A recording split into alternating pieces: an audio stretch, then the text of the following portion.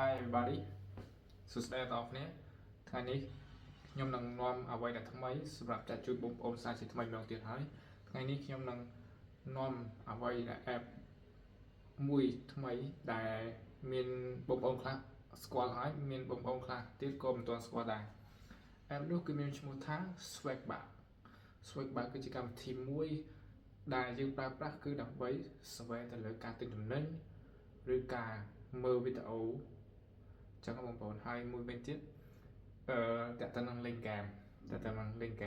ឬក៏មើលវីដេអូហ្គេមហ្នឹងគឺយើងនឹងទទួលបានbonus ដែរចឹង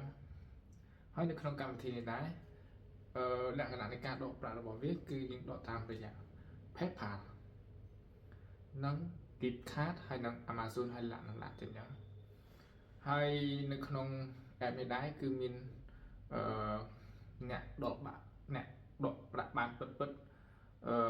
ផងដែរចឹងហើយខ្ញុំនឹងបង្ហាញឈ្មោះរបស់គាត់នៅក្នុងវីដេអូនេះដែរចឹងគឺឈ្មោះរបស់គាត់គឺឈ្មោះ Llama Newman ដែលគាត់អាចរក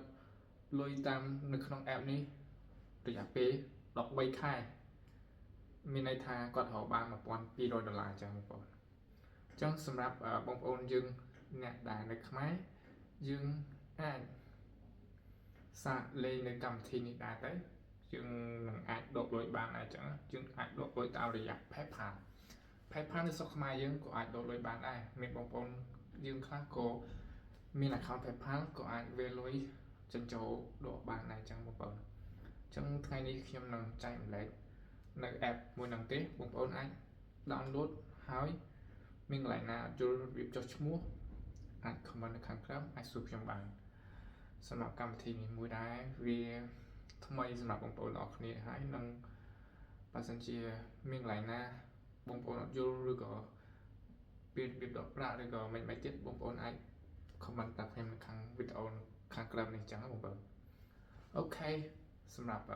វីដេអូនេះមានតែប៉ុណ្្នឹងទេបើបងប្អូនចង់ឲ្យខ្ញុំ